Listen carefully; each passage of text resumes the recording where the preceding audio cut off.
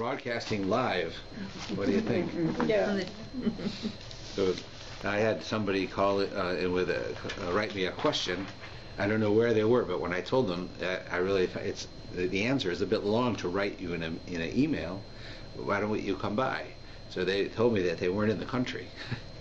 So these takes trouble. I guess somebody looks at them far away. It happens, I guess. Yes. All right, so we're doing two parshas this week. We'll do as much of them as we can. Parshas Acharei Mot and Kedoshim. Acharei Mot is after the death, and it's after the death of the two sons of Aaron. And then Kedoshim is a different topic. It begins with about holiness. So we'll start with the beginning. Now, if you remember, we spoke already about the death of the two sons of Aaron when it actually happened. We had it earlier, where they went and they offered spices in the temple, and they did it on their own volition. It wasn't a command, and they were killed because of it. And so here we have a rehash of it a bit with some different facts, and we'll be able to discuss and learn a bit more about it. It begins like this.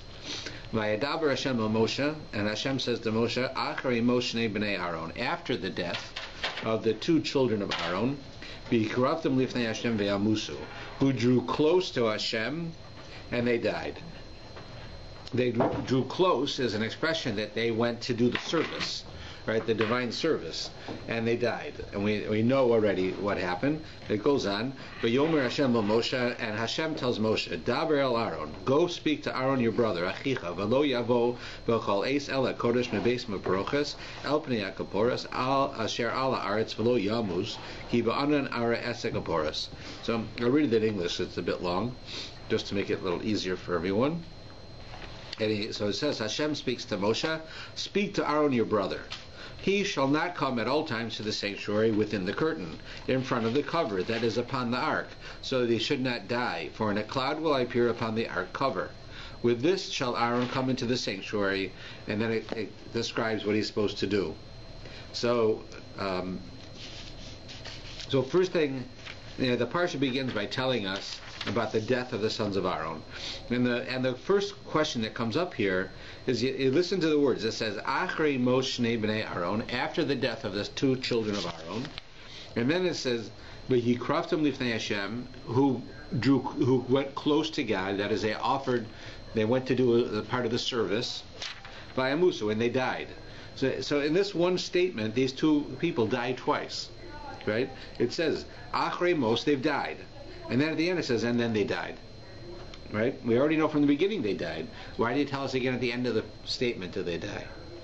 So there are many commentaries that talk about it, but one of the ideas is that, when someone dies, you have an immediate shock. Everyone, makes no difference who the person is who died. Even if you don't know the person, but certainly if you know the person, you have a relationship with the person and they die, there's an immediate shock. It's a very difficult thing, and it's reasonable for a person to not be themselves. But then it fades. Not that it goes away. It's like when it talks about in the Gemara, it says that after a year, a person forgets the deceased. Now, the Gemara doesn't mean that you really forget them. Sadly, my mother, she should rest in peace, has been gone for over 20 years, but I didn't forget her. So how can it be? So what it means is that when someone passes away, the pain you feel is like high definition television, like really, really bright and strong. As time goes on, it fades to maybe black and white, but it's still there. You still feel it. It's just that at first, that's all you think about, and after a while, it becomes a part of your life. And when you think about it, it bothers you. Like I can live my life normally, but if I have to do a funeral, I get upset because I think about it. Right? And even though it's not my mother's funeral, but if I do a funeral or somebody's mother passes away and I have to talk to them, it bothers me, even though it's not the same. That's how it is with everybody, and that's when it says after the death of the two sons of Aaron. So we've gotten through that right? We learned before that Aaron went through a period of his intense feelings. Then it says, and then they died. And here it's saying they died again because it's telling us another fact, which is that with some people who leave a legacy of sorts, when they're gone, when they die, it's as if they died again. That is to say, you feel it fresh. For instance, let's say you have an author who writes a book. The person dies, and you happen to know the person, and you feel the loss. And then a year later, 2 years later, you read the person's book. Maybe it's not the first time you read it, but you read their book. You feel their loss again because they're not writing any more books. You can feel it. So again, you relive it. When a person lives their life as a righteous person, as a good person, and that person dies, so at first people feel the pain. After a while, the world should feel the pain because you notice that a person who was a kind person, a person who helped others, is no longer here. The world is worse off now. It's not as good as it was. A good person is gone, and therefore the pain continues. This is the idea that that the actions of the righteous live forever. We have an expression that say a righteous person never dies, and an evil person is considered dead even when they're alive. What does it mean a righteous person never dies? We know righteous people die. We go to their funerals. But the fact is that because of their actions, how they act, what they do, how they make the world a better place, because that goes on, it's like they never died. Because they're still doing good even after they die. Right? It's like they set up a fund to give money to poor people, and after they die, the fund still exists and it still helps poor people. So they still have a legacy. So the pain of their death, right, is still alive for us, so we still feel it. So here, the sons of Aaron were great people, and they did, and Aaron felt that loss, as did others, even after they died a long time later, because the world was worse off without them. That's why it tells you that. And then it tells Aaron. It goes through some of the rules that Aaron has of how he's supposed to offer sacrifices, why, and when. One of the first sections it talks about it deals with Yom Kippur, the service of Yom Kippur, and it talks about this very odd sacrifice on 638 and 639, beginning with the new paragraph there in verse 6. It says, Aaron shall bring his own sin bill offering, then he shall take 2 he-goats, if you notice this, verse 7, and stand them before Hashem at the entrance of the tent of meeting. So he takes 2 male goats, and he brings them to right in front of the Mishkan, the portable temple. Now, Aaron shall place lots upon the 2 he-goats, and then Aaron takes like these two pieces, puts them in a bag. One represents each goat, and he draws out lots. And in other words, he picks by pulling it out. And it says, he shall place lots upon the 2 goats, 1 lot for Hashem and 1 for Azazel. And so what happens is you have the 2 goats, you have to pick 1 goat is given as a sacrifice to God, and 1 is given to something called Azazel. So Aaron shall bring near the he-goat designated for Hashem. So Aaron takes the 1 for God, and he makes it as an offering. He offers it as a sacrifice. Then it says, and the he-goat designated by lot for Azazel shall be stood alive before Hashem, to bring atonement through it, to send it to Azazel to the wilderness. Aaron shall bring near his own sin offering bull, and he shall provide atonement for himself and for his household. He shall slaughter his own. Right now, what does he do? This is Azazel. Listen to this, and it goes into it a bit later on. But it's like this: they take 2 goats. They are identical. Right, a lot is drawn. Right, and one of them is offered to God as a sacrifice, in order to atone for the Jewish people for Yom Kippur. The second one is taken by another Kohen out into the wilderness, into the Judean mountains, and they throw him off a cliff, and it dies there. And this has to be the oddest sacrifice that you ever heard of. How's a sacrifice? You take an animal, you throw it off a cliff, not in the temple, right outside. So there are many commentaries that talk about this and try to give an explanation as to what they're really saying and what they're trying to get across. And the point is that this service for Azazel it seems to be like you're worshiping idols. It's like another god. You have one goat goes to God and one goes to this Azazel. So the idea behind it is that it's a very difficult type of thing to understand. I'm not even sure how they explain it in here. I didn't look in here if they even mention it. But the idea here it says about where it is. But the point, it doesn't really say much about it. The point is that when you have this animal going to Azazel, it is there It's what we call a gift for Asaph. In other words, it is a way of tempting the Yetzer Hara. There is only one force in the world. God is the only force in the world. But God has placed in the world our ability to choose between right and wrong. There are many ways of trying to do the right thing when a person has to choose the right thing. Sometimes you choose the right thing and you never go near the wrong thing, and you always try to choose the right thing and never do it. But what happens is that in some areas, right, that's not easy to do, right? If a person smokes cigarettes, you want to stop smoking cigarettes, so you can stop smoking by going from 20 a day to 10 to 5 to 1 to 0, or you can just stop. Right? Either way, you can do it. Different people have different ways. You can have different success rates. Right, but both are effective. You can wean yourself down, so the day you stop, you have less of an attraction for it, an addiction. But or you can just say, I'm going to stop, and I'm going to just work my way through it. And after a week, I won't have the addiction, and I'll have to work on it. The one who just stops, that's like a person who chooses that they're going to do what's right, never do what's wrong, and do their best to accomplish it. It's very difficult because sometimes. It's like, I'll give you an example where it won't work, like with eating. If you want to eat correctly, if you want to go on a diet and you want to be healthy from what you eat, you can either eat correctly or you can stop eating. If you stop eating, you also will lose weight, right? You'll also, for a while, be healthy because you're not eating. But you can't last. You can't do that. You can do it a couple days maybe, but after that you can't do it. So you'll have to go back to eating, and then you'll eat incorrectly. So the person who wants to do what's always right, and the person, right, that person, in light of a case of food, right, you can't do. You can't do only what's right. You have to also eat. So you have to eat what's good for you. You can't just not eat anymore. But like a person who says, I'm not going to sin anymore. I'm just going to do what's right. So this other approach is that what here is not that they're worshiping another god, is that they're making a point that often, in order for a person to improve, they have to improve slowly, and you have to keep within yourself as much as you don't want to do it, but you have to allow yourself to be weaned off doing things wrong.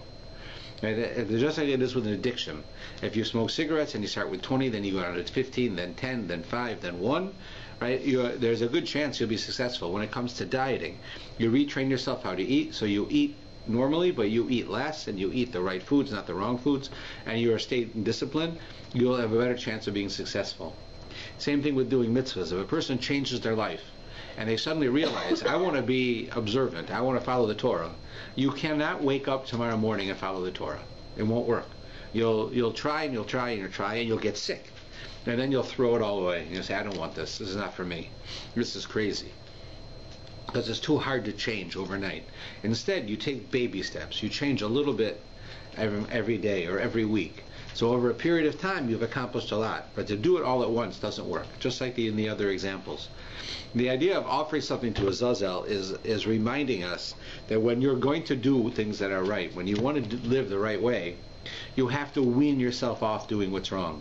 So here you see the Kohen sends off like this one sheep, this one goat, as if it's going to their other side. It's going to the enemy, so to speak, because we're saying you have to change from being a part of the enemy to being on the right side, but it takes effort, and it's got to be done slowly, where you wean yourself off.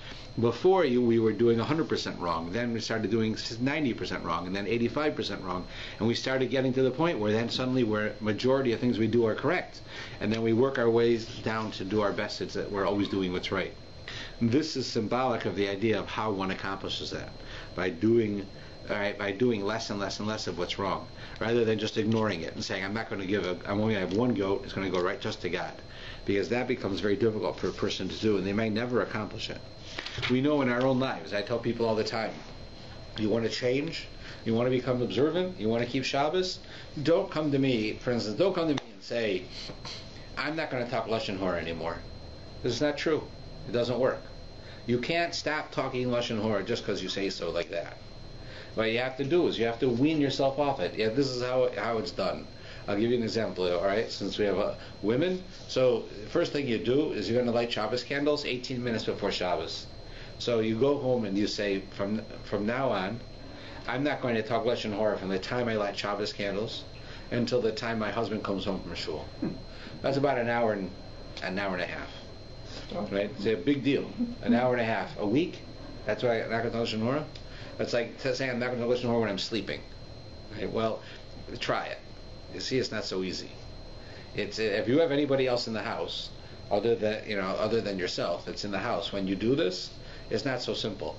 You answer the phone, it's not so simple. You've got that period of time, right? Well, it's Shabbos, you can't really answer the phone much. But when that period of time, if you interact with people, even an hour and a half is hard to keep for Lashon Hara. But you can do it. An hour and a half a week you can do. So you work at it. And then you say, after a few months, I'm going to do half a day. I'm going to do 2 hours a day. I'm going to say, and then you start working your way up. Over the period of time, you will retrain yourself to speak in a way where you are not speaking Lashon Hara, because you're speaking correctly. That works in a very good way. But if you just say, I'm not going to speak Lashon Hara, you will fail. It won't work. You can't just change yourself like that. And it's like this with everything. I gave a speech before Yom Kippur, and I usually talk about this before Yom Kippur because people get very enthusiastic when they want to improve themselves before Yom Kippur, and they make this mistake. So I always tell people, so one fellow was telling me that, I'd forgotten, but as far as I can remember, this guy was coming to shul every day for Minyan. Every single day he was coming to Minyan. And one day he said to me, you know why I come to shul every day? Because you gave that talk about taking baby steps, taking little steps every day, every period of time of changing. So I said, I don't come to shul during the week, I'm going to start coming on Mondays. And then he came for a couple of months on Mondays, and he says, I'm going to come Mondays and Tuesdays. And he started building it up until now he can't imagine not coming to shul for services during the week. I mean, there are times that he can't, but in general, he doesn't just sleep late and not come. Right? And why is that? Because he built himself up slowly, using baby steps. But 5 baby steps is a giant step. Right? So you're really accomplishing something. Right? And if you try to take giant steps, you'll end up with nothing. I tell people, like, you open up your, you make a commitment for Yom Kippur. I'm going to change, be a new person. Make a small commitment. Don't make a big one. And the same thing today. You want to change? Make a commitment. Make a simple one. You want to stop talking Lashon Hara? You say, I'm not going to talk Lashon Hara for 20 minutes a week. And then you make it 30 minutes and then 40 minutes, and you work your way up. And that's really the idea of what's behind that. And it's, I think, an important message. Okay. Kant says, if you talk about something and you don't mention the name, that's not counted. Is that counted if nobody can figure out who you're talking about? I do that, but I always realize the next sentence I do, I say she. Yeah, people will figure it out pretty quick. Of course. Okay, on 646 and 647, we have the laws dealing with the eating meat, eating blood. Any man of the house of Israel, beginning in verse 10, and of the proselyte who dwells among them, who will consume any blood, I shall concentrate my attention upon the soul consuming the blood, and I will cut it off from the people. For the soul of the flesh is in the blood, and I have assigned it for you upon the altar to provide atonement. So this is where we get the idea that you're not supposed to eat blood. We've all heard that Jewish people don't eat blood, even though the non-Jews in history have accused us of using Christian blood. Right? It is the most absurd accusation. Right? It's like saying that we fly, and when we fly, we steal from people. Well, of course we don't fly, so we can't do it. Right? It's the same idea. The one thing that Jews, any Jew you talk to will tell you, Jews don't eat blood. It's not allowed. The Torah says it right here. So to make an accusation that Jews eat blood, like to make matzah, of course, is absurd. Yeah. But here, this idea of not eating blood, let me first explain some of the halachas about it. In general, when we say that we don't eat blood, you eat meat. Don't you say you don't think that there's blood in that meat when you eat it, especially if you eat it rare? There's blood there, right? Doesn't that make you wonder? If we don't eat blood, how is there blood in this? Right? You know that it's kosher, it's been salted, it's been cooked, so how is it? So the answer is that it's not that we don't eat blood in and of itself. If there was no blood in the steak that you had, you'd be eating raw sawdust. That's what it'd be like. There's no moisture. The moisture comes from the liquid, right? The blood and what comes from the blood, right? And that's what you're eating. What you're not allowed to eat is blood. It's called dam habolea, which is blood that came out of the skin, out of the meat, and went back in. Like liver. Well, liver's a little different. I'll explain. Right, the blood comes out and goes back in.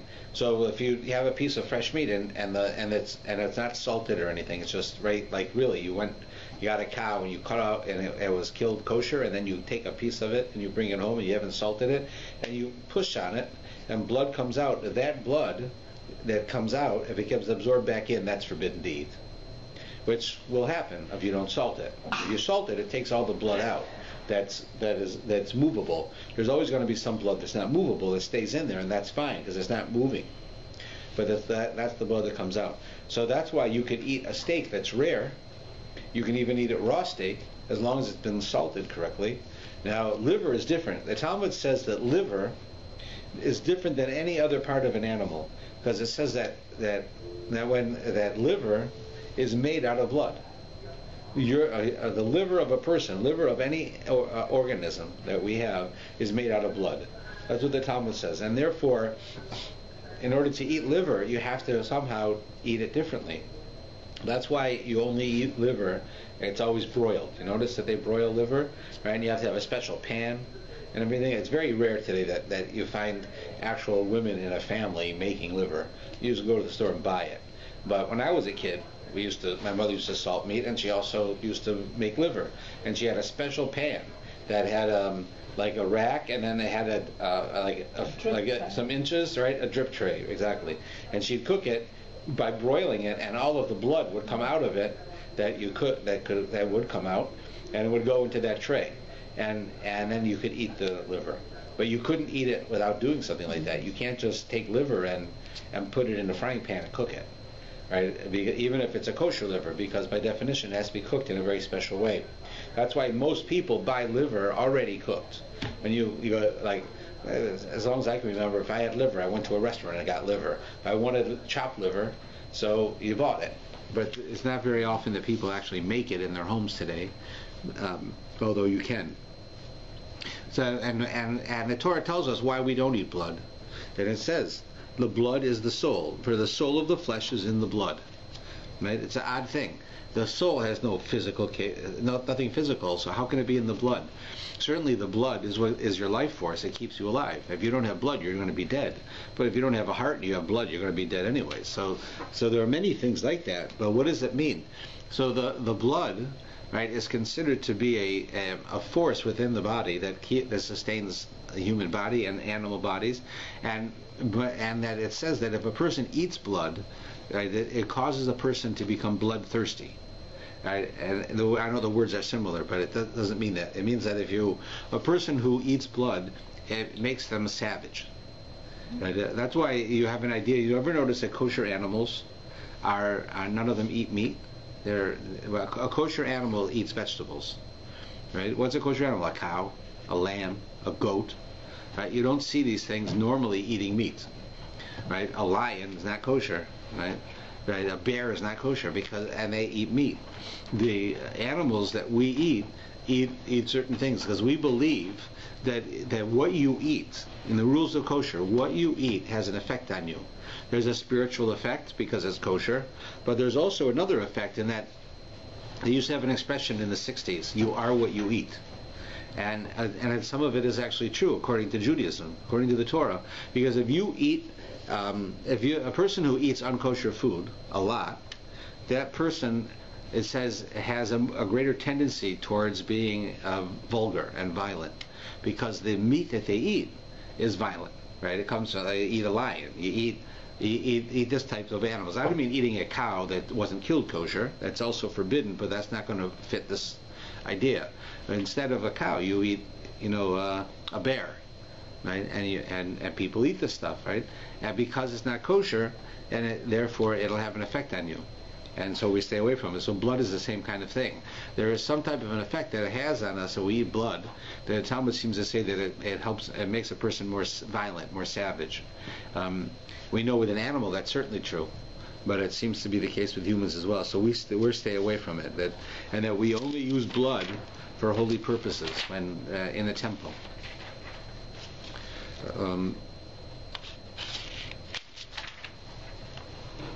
Now, in the next part here, beginning on 650 and 651, we have the laws of sexuality. This is called the laws of arayas. Arayas means forbidden, for people who you are forbidden to have relations with. Like incest. You can't have relations with your parents. You can't have relations with your siblings. These are examples of things a person is not allowed to do. The Torah tells us. So people ask all the time, what does the Torah tell you? It's logical. Now, you have relations with your family, you're going to have sick children, right? And anyways, how can you have? It's sickening. Think about having relations with your brother or your sister. It's sick to think about it. So why would the Torah have to tell you? You're already disgusted by it. Like the Torah doesn't have to tell you not to eat dirt. Right? You're not going to eat dirt. It's disgusting. You're not going to do it. So why does it have to tell you not to do this? So this is an example where the laws of the Torah have become so prevalent in the world that we think that this is normal logic. That it's logical. It's absurd to think you should marry a family member. That you can marry your mother. That you can marry two sisters. Right? We think it's absurd that nobody would do it. But the fact is, the reason we think it's absurd is because the Torah says so, and virtually every culture in the world has adopted this as normal. So it's gotten to the point where we think this is normal. It's just like I say to you, you can't steal. The Torah says you can't steal. You'd say, "What? I don't need the Torah to tell me I can't steal." It's logical. I can't steal. If I steal, then you'll steal from me, and then I have to be spending all my time watching my stuff so people don't steal it. Because everyone's going to steal from each other. So if I don't steal, then maybe others won't steal. So of course it's logical. But the fact is it's not true. Because we don't have, what's the definition of stealing? Is taking a pen from a bank, is that stealing? Is switching prices in the store stealing? Is you go into the store and they say Campbell's soups are 80 cents, but the kosher ones are $3, so you tell them that you switch the price on the soup. Is that okay? Is it okay to charge somebody $10 for kosher soup when a kosher soup's 80 cents? Now, all of these questions are questions that deal with the concept of stealing. But are they stealing or are they not stealing? Well, we don't even know the answer. By not knowing the answer means it's not logical. There's more to it. And therefore the Torah has to tell us that you shouldn't steal, because the only reason a human being is not going to steal, if it wasn't forbidden, would be because they don't want other people to steal from them. So that's easy. If I have nothing, then I should be able to steal. But nobody can steal anything from me. I have nothing to steal. I'll just steal what I can use for that day, and then I'll have nothing. No one can steal from me, so now I can steal. So that's why the Torah tells you you're not allowed to steal. It's the same thing with these laws about all types of incest. First thing is that there are many cultures that don't consider this abhorrent. They don't consider this disgusting. In fact, it's a logical idea that if you have a very wealthy family and you want the wealth to stay in the family, then marry a relative. Then the money stays in the family. Because if I marry an outsider, let's say I have a daughter, my daughter gets married, and I'm a multi-billionaire. My daughter marries a guy from outside. Now my money is being shared by him. And he has, the same last name as me. Now he has it, and now his family is going to have it. Right? So instead, what I should do is get my daughter to marry my cousin, or my daughter to marry my son. And that way, the money stays with us, and our family will have it forever. Right? That concept, right, is done by. There are cultures that do this. There are cultures that adhere to these ideas. There are many similar kinds of ideas that we find with cultures where certain things that we would think you can't do under any circumstance, they do. And therefore, it's not necessarily just disgusting. It's disgusting because we're used to it. It's like if somebody says to you, they say, shrimp? You want to eat shrimp? That's disgusting. I can't imagine eating shrimp. Well, I'll tell you, in no uncertain terms, that there's nothing other than the fact that it's not kosher. There's nothing wrong with it. It's not disgusting at all. It's not. It's very expensive because people like it. Right? Shrimp is very well could be that it has good health qualities and it tastes good. So why would he say it's disgusting? In fact, the Torah tells you you're not supposed to do that. The Torah says you shouldn't say that shrimp's disgusting. You should say shrimp is probably great, but the Torah says I can't eat it, so I'm not going to eat it. Bacon might be great, but the Torah says I can't eat it, so I won't. You don't say bacon is disgusting, and so I don't eat it. It's not why. We don't eat it because the Torah says. not got nothing to do with disgusting. We think it's disgusting because we don't eat it, and we don't have our culture doesn't eat it, and therefore we're not used to it. But those people who are used to it, they don't see this disgusting. So if the Torah doesn't tell us don't eat it, then we would eat it. So this is an example of it. All of these ideas of what you're allowed to do and what you're not allowed to do. Now, some of the things are also a little bit different than you might normally expect. Not only is it you have like, a simple case, can't marry your mother, can't marry your father, can't marry your brother or your sister, but you have things like if you marry a woman, right, and then she dies, maybe you can marry her daughter from another marriage. Right? She was married before, right? You can't do that. Well, why not? You're not related to her, but you can't because it's an insult to the mother. That you're going to start comparing the daughter to the mother, and it's not right. Right? You have how about two sisters? You can't marry two sisters. Right? You're not allowed to. Right? But if one sister dies, you're allowed to marry the other one afterwards. That's different. Well, you say, well, why isn't it the same as a mother and a daughter? Right? I can't. I'll compare the two, but here the Torah is different. So the Torah gives us all of these rules, and they're not necessarily logical. They're there because this is the way the world was created, for us to be in this way. And here is where you also have a lot of the laws pertaining to different types of intimate lifestyles. You have in this here you have the laws of homosexuality is in here in this part of the Torah. And here, the law here, when it talks about homosexuality, it's right here on 653, verse 22. You shall not lie with a man as one lies with a woman. It is an abomination. Do not lie with an animal, right? That's a separate thing. And a woman should not lie with an animal either. So here this is really the laws of homosexuality that's found in here as well. Now, I'll tell you a very interesting thing about this section that I've always been amazed by. So, imagine this picture. Here it is Yom Kippur. And you go to shul. You come for Kol Nidre, and everyone's wearing their white clothes, and they're all thinking the right thing, right? And you go and you hear the beautiful service, and you go home. You come back the next day for Yom Kippur, and it's in the morning, and it's fervent prayers, and everybody's into it, and the rabbi will give a speech, and everybody will be more inspired, and their prayers will get better and better and better. And you have the Torah reading about repentance.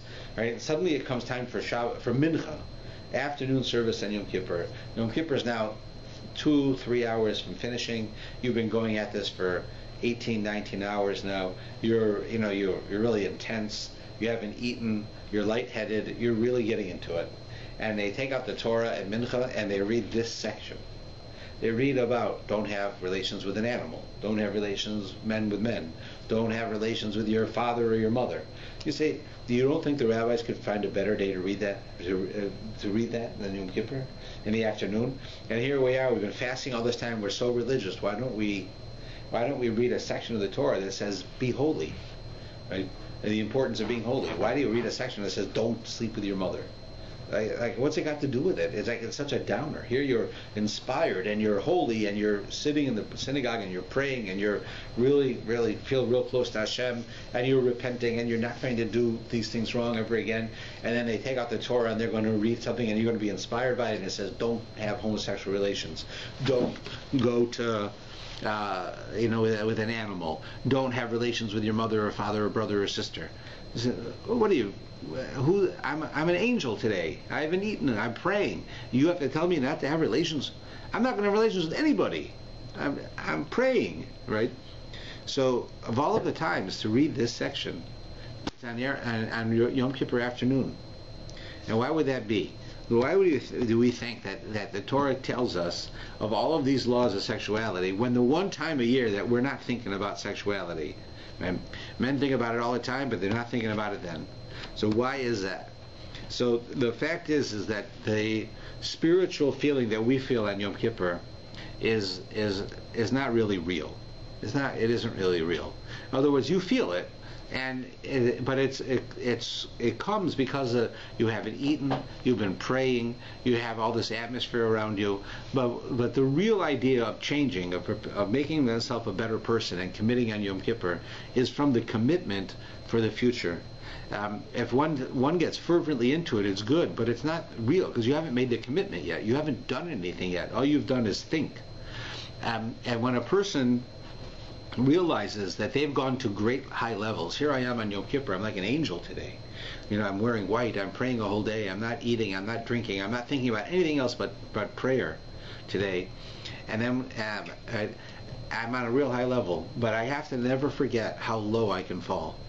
The higher I get, the lower I can fall if I do the wrong things. So the Torah brings out this section, and it says, you think you're so holy today? You think today on Yom Kippur you're at the top of the heap, you're going to pray and God's going to forgive you? Just remember, as high as you go, you always have to be careful because you can fall down. And you can fall down this low that you'd be tempted to have relations with your own family. That's how low you could fall. Not that you will fall, you could fall.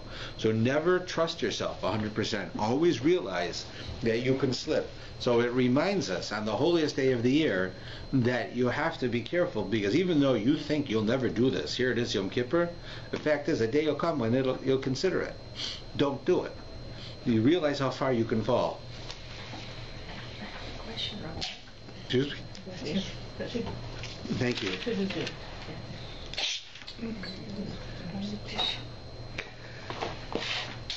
I don't know, sometimes I get a breeze around here, huh?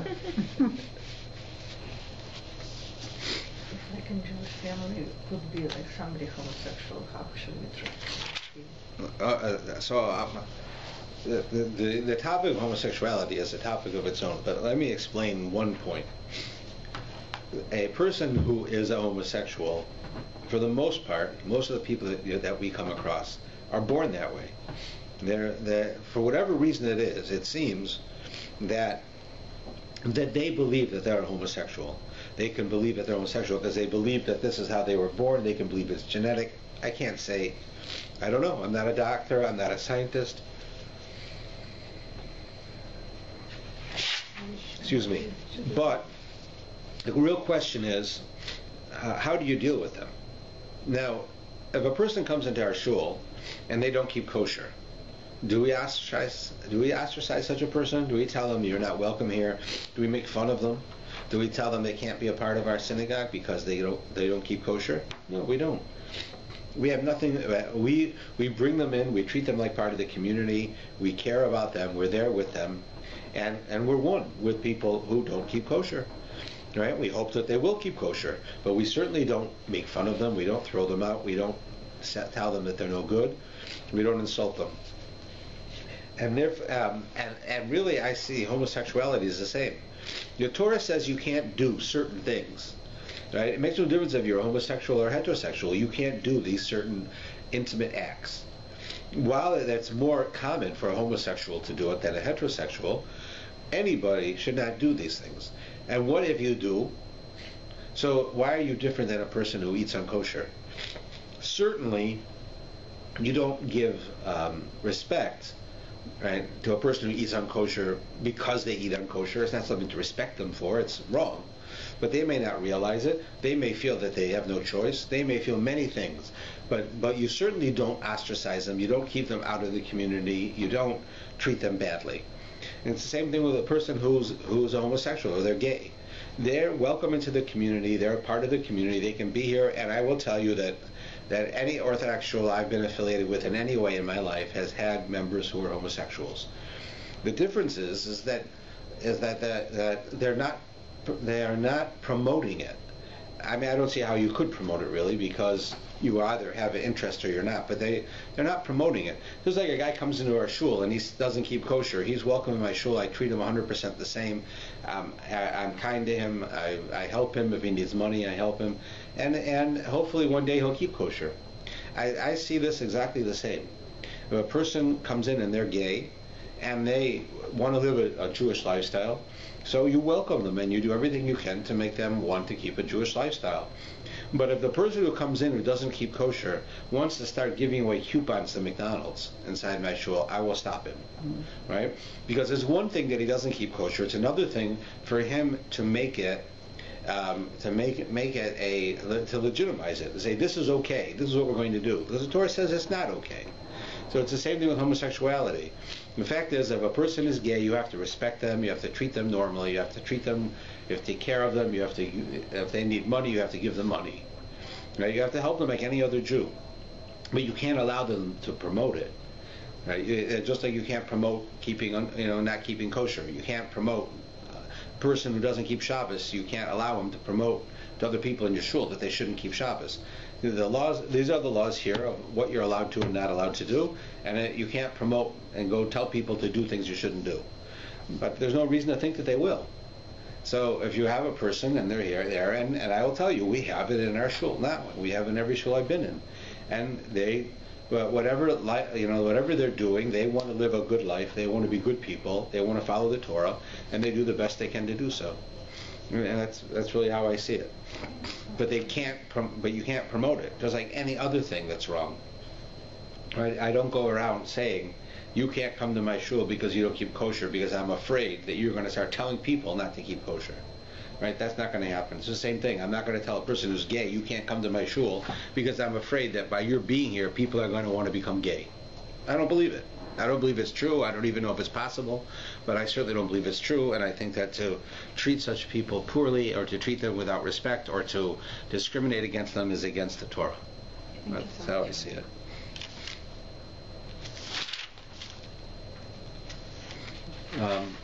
Then the Torah, this parsha, which is only the first half of what we're doing, it closes by talking about the idea of a person becoming they're becoming sort of low, animalistic, being corrupted, right? So one of the examples is sexuality. Sexuality, sexuality. There's nothing wrong with intimacy, having a relationship with a person of the opposite gender, and using this idea of intimacy as a way of giving pleasure to each other, becoming close to each other. It's a wonderful thing. That's why it's here, right? However, to overdo it, right, is corrupting. Right? Like if you look at, you have this expression in the world, they talk about how intimacy is dirty. What do they mean that it's dirty? What it means is dirty is the guy who sneaks around and goes to the pornographic places, or who's thinking about it all the time. That's dirty, because they've taken something that's a beautiful act of giving, of sexuality is an act of giving to one's partner, and they've turned it into an act of taking. Right? What's the difference? Like I tell people often, that the difference between making love and having sex, having it in such a way, the vulgar way of saying it, is that making love is that I'm interested in you. I want you to become close to me. I want to be close to you. I want you to have pleasure. So that I am making love to you. I am doing something for you, and in a way that only a husband and a wife can do for each other. And I want to do this for you. When a person has sex, that means I'm only interested in me. I'm interested in how I feel. I don't care how you feel. That's right. That's prostitution. That's why I don't care, theoretically, if it should never happen, but if a person goes to a prostitute, they're paying her. They're saying, I don't care how you feel about this. I don't care what you really think. I am paying you that I should feel good. Right? That's not making love. That's not an act of giving. That's taking. Right? When people go from the act of giving, of intimacy, into an act of taking, where it becomes vulgar, becomes corrupting, that's what pornography is. That's what the movies are. Right, these types of movies. That's what these things become, because they're an act of taking. I'm interested in feeling good. The movies make me feel good. I'm interested in feeling good. These books make me feel good. But that's taking a very amazingly beautiful thing that we can do for a person that we love, and turning it into a self-serving thing. And even with the person that we love, you can overdo it. It can become too much, where you become constantly conscious of it.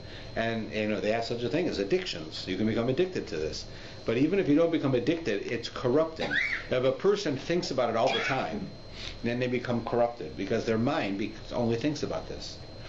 and that's not good. So the Torah tells us you can't overdo it. And that's what this last paragraph is saying, is you become contaminated, be it in sexual things, be it with food. If I'm a gourmet, I want the best food. It doesn't matter if it's kosher or not kosher. I want food.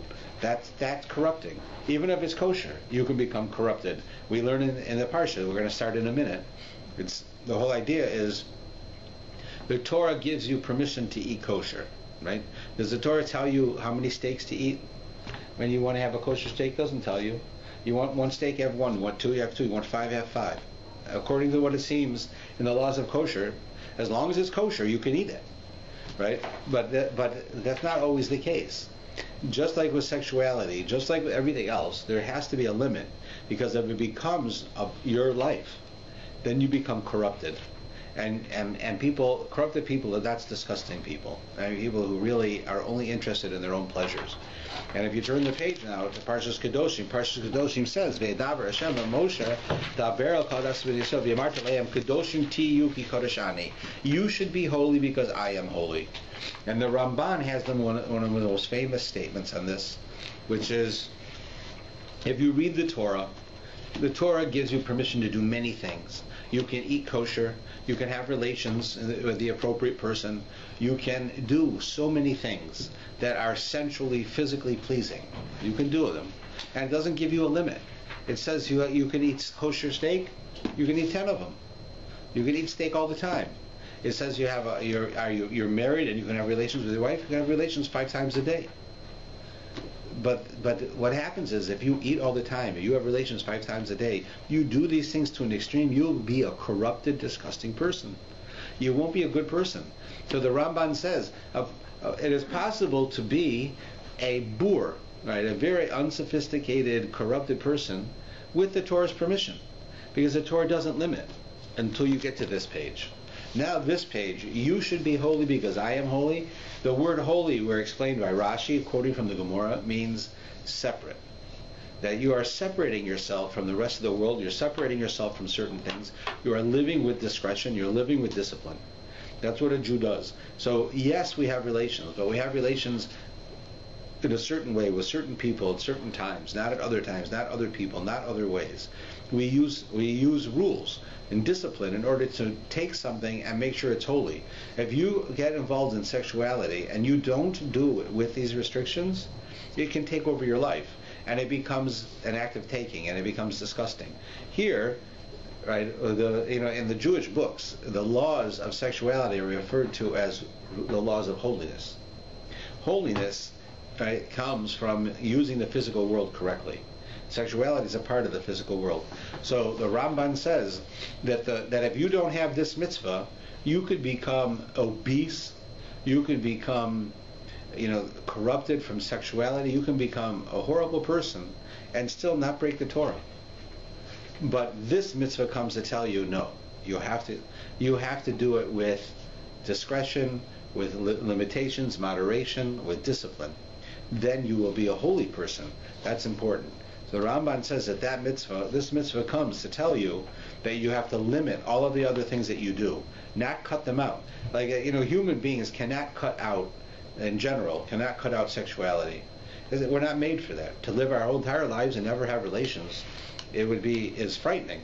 It's not normal. That's why you find with other groups, with religions that do have as a part of their belief that you don't get married and you don't have relations, you find how it fails.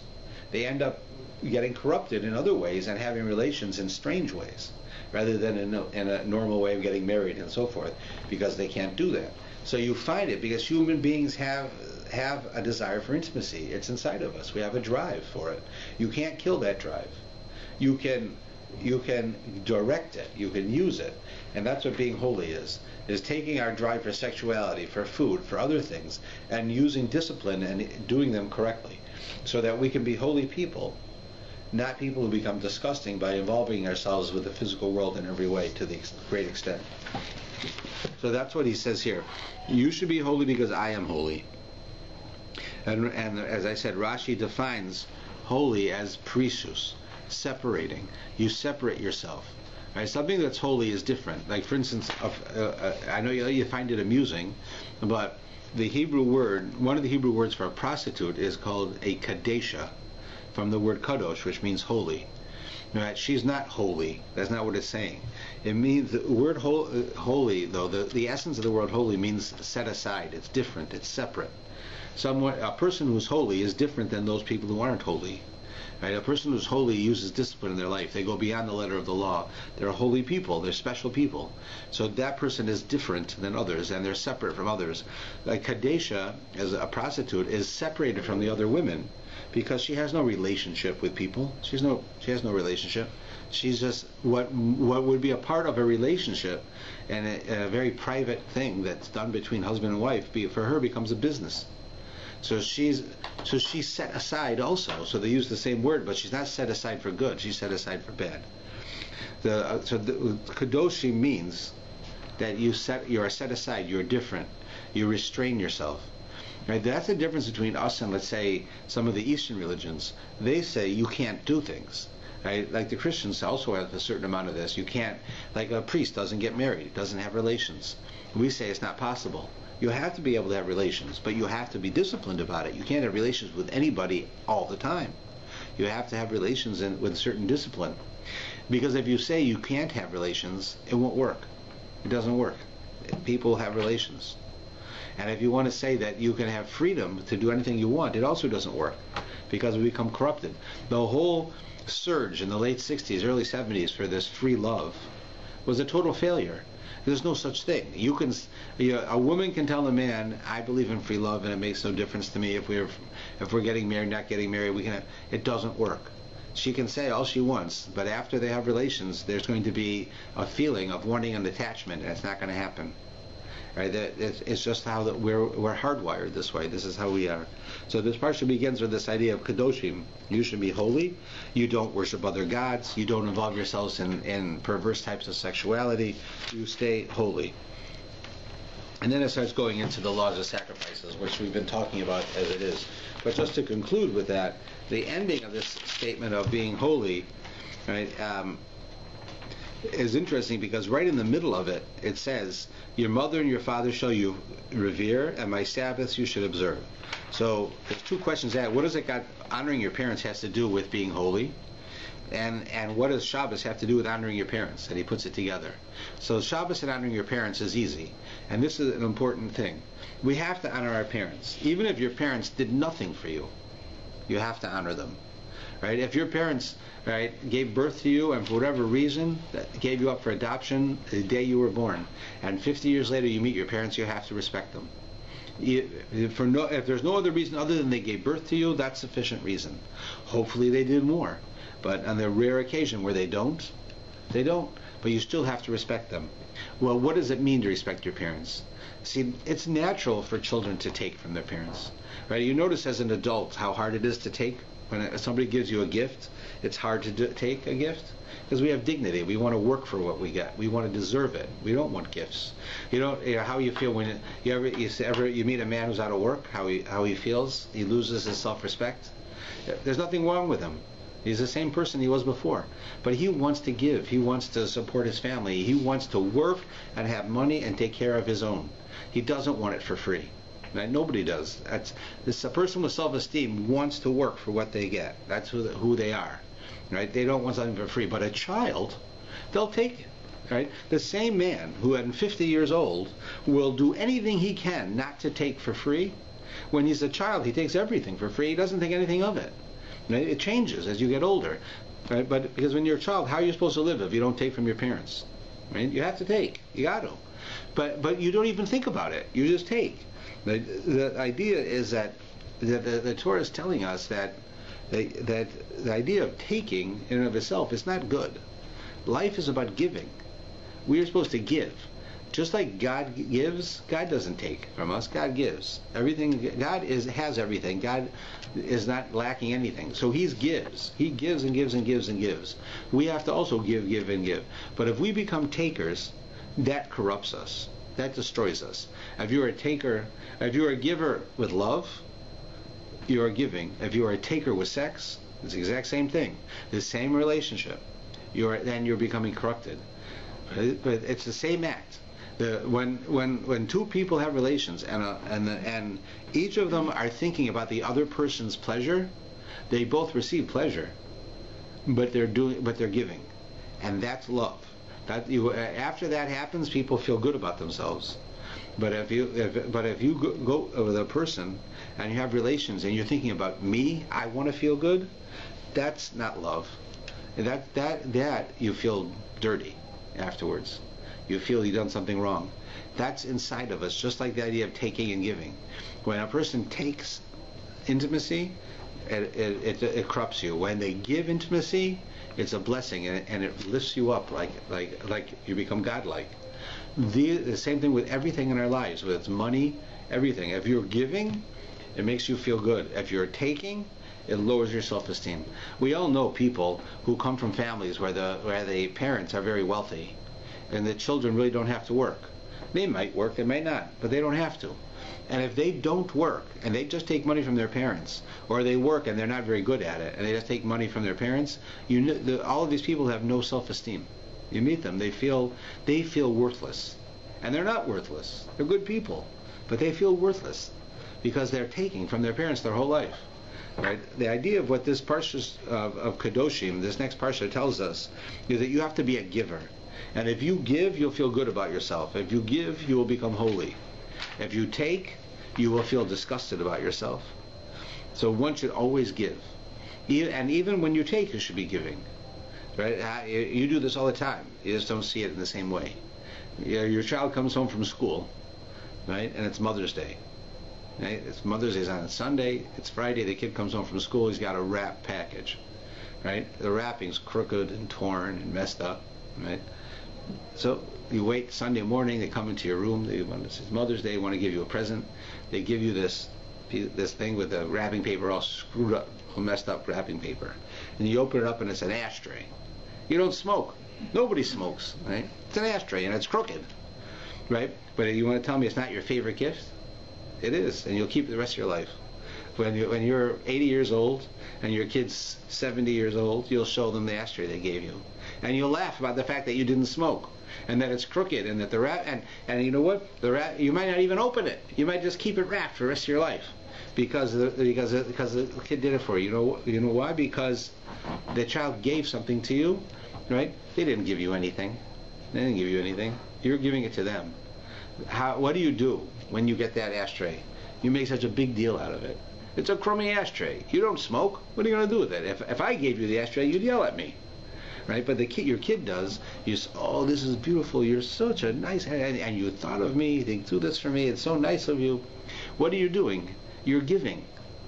You think that you're taking the ashtray. You're giving your child self-esteem. That's what you're doing. And it's worth much more than the ashtray. And therefore, what you took, you didn't really take. You gave much more than you took. Now, if we could do that in our lives, that for instance, I come home, my wife makes dinner, so she's giving me dinner, right? If I don't say that it's good, I don't say thank you, I don't comment positively about it, then I'm a taker. But if I do, and even if I didn't like it, right? I mean, I don't want to go overboard because she'll make it every day. But if I didn't like it, and I still tell her, right? So what happens? She's making me dinner. She's giving to me. And I'm thanking her about how great it is. I'm giving back to her. Nobody took in this deal. I got dinner, but she was giving me dinner. And I gave her, and I thanked her. I gave her self-esteem. She didn't take it. Both of us are giving. That's what Kedoshim is the giving. If you're always giving, you will not become corrupted. If everything we do, when we eat, when we have relations, when we do business, when we talk to people, when we are in a room alone with somebody that we care about, if we are giving, we become holy. If we take, we become corrupted.